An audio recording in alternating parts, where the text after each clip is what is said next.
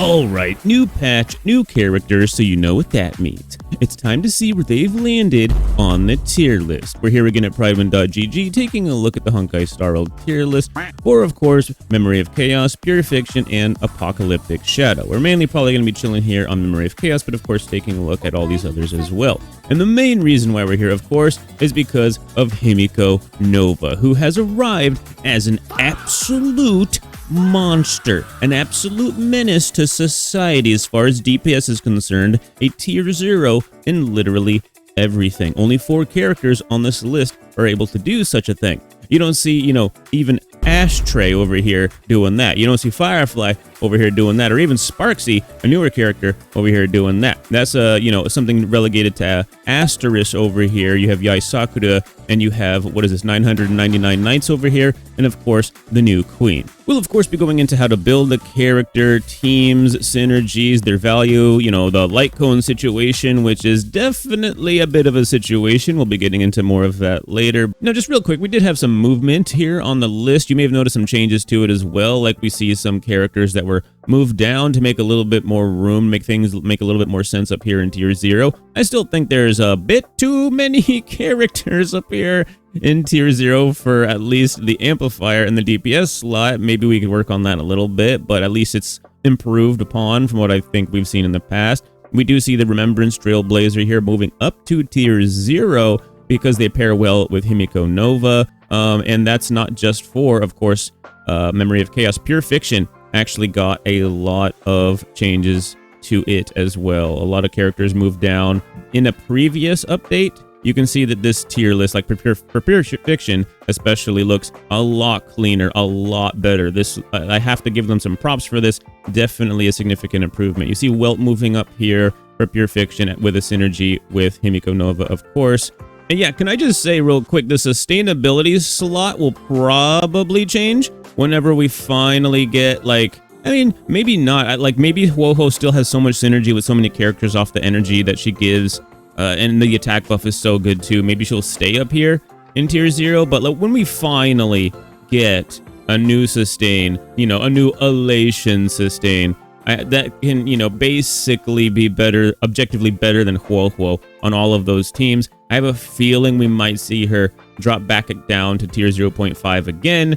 Don't get it twisted. She'll still be fine on all of those teams and whatnot. I just think it's worth pointing that out. I hope that a new sustain coming into the game doesn't increase the power level of the elation teams so much that it ends up kind of causing another power creep situation, because we've been pretty good in this new region about not having that so much. So let's be honest, that's probably what's going to happen. But we have a nice little window of opportunity right now where it's not going to be so bad. All right, now let's take a quick look at these pros and cons we got here. She has excellent performance in AoE content. We could assume that, right? And she's good in single target as well. Hopefully she doesn't turn into another The Herda situation. It definitely could happen, but hopefully they learned their lesson with that and pre-built her to be a little bit better for single target long term. Anyway, she has great damage profile and versatile self buffs thanks to having 2 distinct forms. Versatile and accessible teammate options, introduces a brand new assist skill mechanic. Yeah, innovating the game, by the way, super cool. A superior long-term support thanks to interacting with the new Trailblaze Companions tag. She has a low skill floor with a high skill ceiling.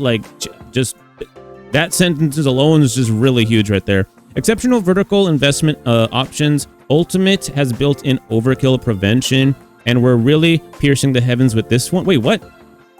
Okay, sure, dog. Why is piercing the heavens trademarked? Anyway, the cons. Signature light cone is extremely good, and alternatives are far behind. Dual form teams are very difficult to play. Yeah, I guess they did mention that. While it is a pro, it is also for some people going to be a con. And there might be moments where you have to do a reset simply because of something silly you weren't thinking about, right?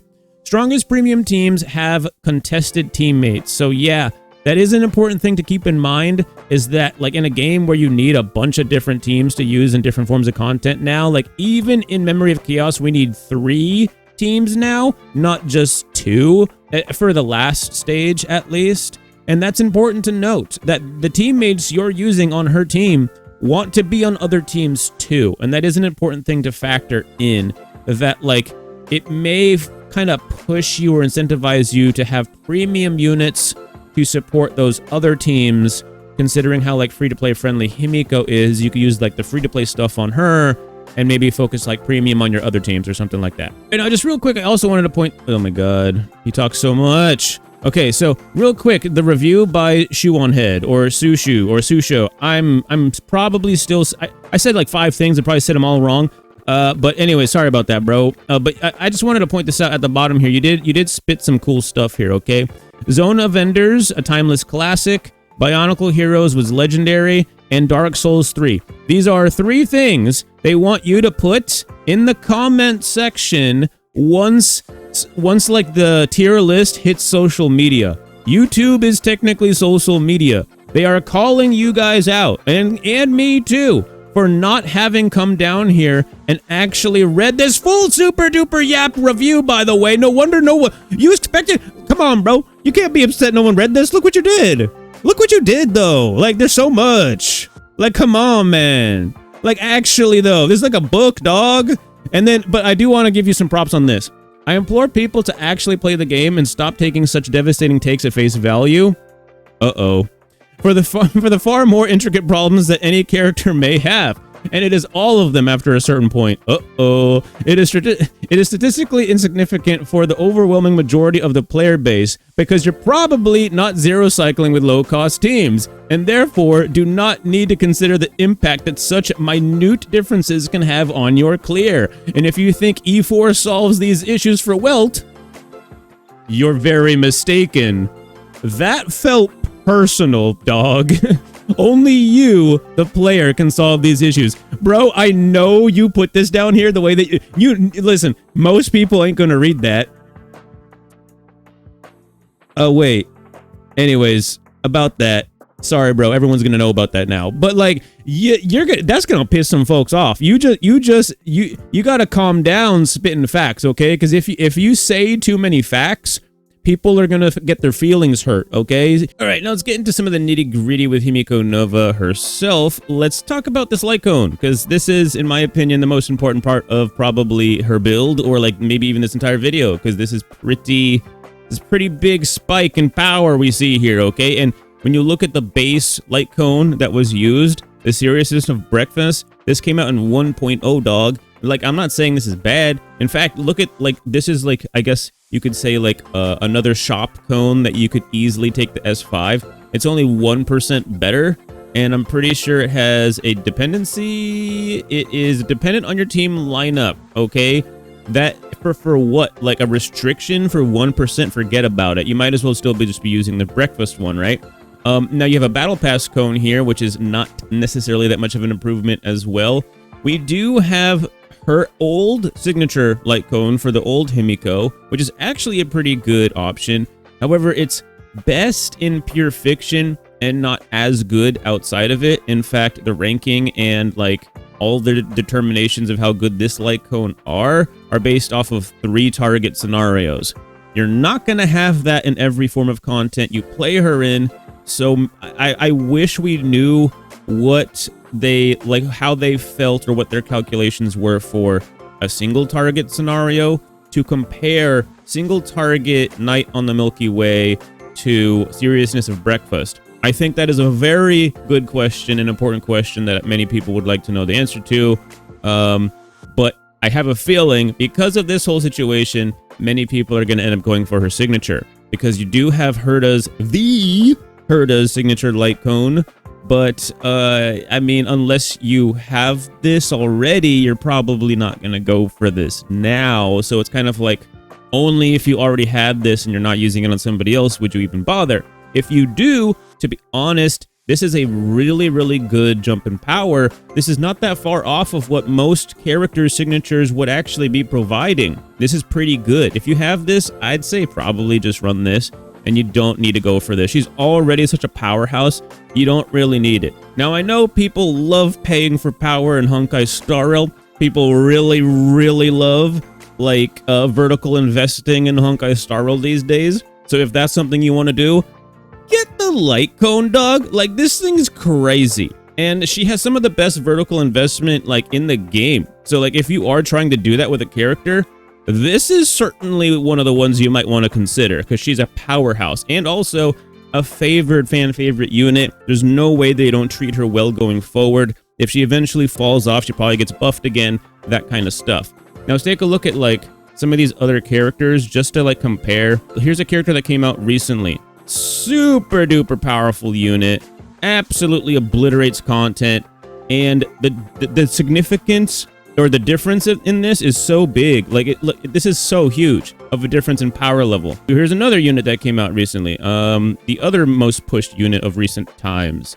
This is a lot closer, but still significantly different than the power level that Himiko's Light Cone provides. Now, you don't need to get her signature, of course. I know a lot of people are going to want it, and I know I'm making a lot of, points for why someone would want to go for it, but don't feel like you have to. As many have proven so many times, literally a 4-star Light Cone from 1.0 tends to do the job just fine. All right, now let's get into like the rest of her actual gear here, okay? Like the rest of the true build, I guess you could say. We have here, of course, the 4-piece Navigator set, okay? This is essentially like her themed set or like her signature set, I guess you could say. This is the one that everyone's going to want to go for long term. It's going to give her attack. It's going to synergize with her whole kit. This is going to be the best one to use. However, I do want to point out that like on day one, the Scholar and the Wave Strider are both actually very good options. And to be honest with you, you have to consider the overall stat increase and bonuses you get from all the gear. So many people I see so many times, they're like, Pancake, what's wrong with my build? Or like, how can I improve my damage? And I see them using Navigator or something like that, for example, right? And then I see the Navigator pieces they have, and they're just not that good. But then I see their Scholar pieces, and I'm like, these are like super OP. These are better than what I have. Like, why aren't you using this? And then they switch to this, and then all of a sudden they're like zero cycling or something like that. You know what I mean? Like people get so locked into like, oh, what's the best piece? And they don't realize like, what's the best piece for you? So on day one, honestly, you probably just want to slap on your best Wave Strider that's not being used on your Finan right now, or like maybe your Scholar that's not being used on your Herta right now, and, just slap it on her, because the difference is not terribly off while you farm out the rest of your Navigator stuff, okay? Just think about your day one, okay? You don't have to be literally the best player in the world on day one, okay? You have plenty of time to farm the rest of this out. Now, as far as the planar sets are concerned, you definitely want to go for the Fallen Star Anchorage, or you want to go for the Rudolent Arena, in my opinion, because the crit rate is very, very important on the character, okay? That is it's the most important stat to go for when you are building her, right? The Wondrous Banana does give you crit damage, but she has plenty of that going on, and also I believe her supports are going to be able to provide that for you too. Yeah, so like you really just need to go for the crit rate on these pieces. That's really the most important. You can practically ignore everything else that's there. Like you just really need to go for the crit rate. Obviously with Rudolent Arena, you need to get to 70% crit rate in order for this to like properly work, but you want to get 100% crit rate on Himeko. We'll get to that a little bit later. But yeah, Fallen Star Anchorage or Rudolent Arena, I wouldn't even be looking at the Wondrous Banana Amusement Park because it gives me nightmares from the patch that it came out in. And also, it literally just is a harder piece to build with. I have a feeling that many of you aren't going to want to use it. If you can somehow make that work, go for it. Cool, bucko. Live your life. All right, now let's take a look at some main stats and some substats here. We obviously were going over this a little bit earlier here. We had like the crit rate situation. Blast everything on crit rate. Like, don't even like look at this crit damage over here, okay? Obviously, if you by some slight hand of God have 100% crit rate, then without using, a crit damage body piece, then yeah, use the crit damage body piece. Don't be an idiot, right? But like, good luck to you being able to figure that out, okay? You're gonna like 99% of people need to be using crit rate on their body piece, okay? Now for the feet, attack percent most of the way, like you could go with speed if you know what you're doing, if you're going for a certain type of rotation or whatever, but most people, again, similar to the crit rate, need to be just looking over here at the attack. Same with the planar, look at attack. Same with the rope, look at attack. This character likes to attack, and so they want some attack. Now, obviously, substats, again, crit rate everything, okay? Like, obviously, you go with crit damage if you can, attack if you can, and speed if you can. But the crit rate is the most important stat with the build. Like, for example, if you were stuck between looking at a piece that has crit damage or a crit rate and not both, you're going to probably want the crit rate on there. Like, get her to 100 because she gives herself so much crit damage, and her synergies with other characters and whatnot give her crit damage as well. She has plenty of that. You want to get the crit, or the crit damage won't matter. Think about it like that. I mean, look at this. Let's take a look at these stats that they got here. Just there you go. 100% win in combat. And they don't even, look at this, 100 plus. Right? Like most characters, the standard is like 150 plus in most cases. Like that's what Pride Wound would normally do. That says a lot. Okay, that they're like, look, 100 is fine. Okay, just make sure you get 100% crit rate. You know what I'm saying? Now, base speed or 134 plus is fine. You don't really need more than 134 if you're doing that. Don't lose out on these other things if you're trying to get to 134, in my opinion. Base speed is fine.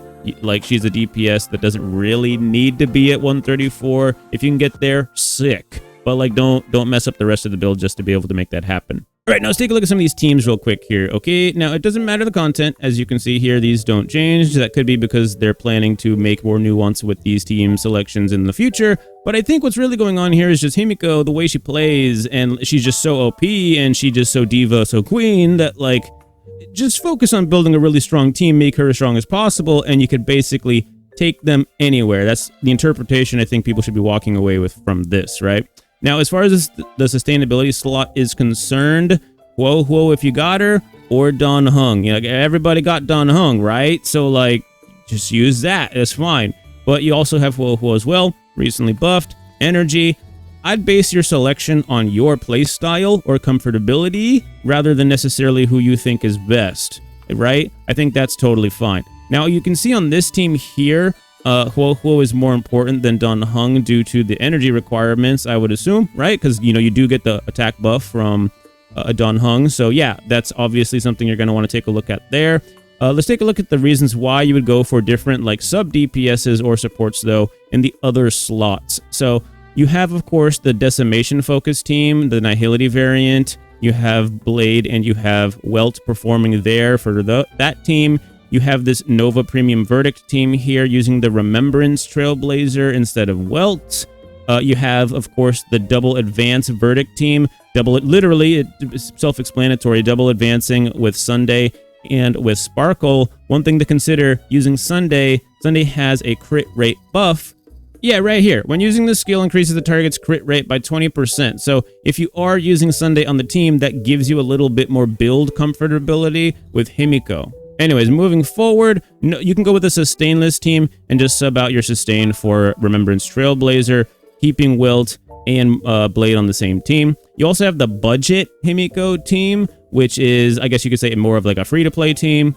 And you have the Remembrance Trailblazer or Sparkle in this slot here. You have Welt on the team, pretty much like it seems like a non-negotiable there as far as this is concerned. And then you have, of course, Whoa or Don Hung, both of which you can get for free, including Whoa. She's available in the shop now. And just for your peace of mind or whatever, the calculations, which again, these calculations are not necessarily what you should be basing your like poll decision off of. Look at the huge disclaimer they got going on over here, okay? But the calculations that were being done were used with this build that you see here, Seriousness of Breakfast, her signature, a 4-piece set, and the Fallen Star Anchorage, which I was recommending you use as well. But it is important to note that Seriousness of Breakfast is the base cone, and everyone's probably got an S5 of this. So yeah, that's Himeko Nova. She's hot. She's pretty good character too, I guess. That's good too, I suppose. So yeah, let me know if you're pulling her, you're excited about the character, if you're saving for something coming up in the future. Let me know how you felt about, like, Yae Sakura coming out and maybe being better than Silverwolf. We got, like, the who's better fight constantly going on over here. Let me know what you think about that, and I'll see you guys in the next one. Peace out.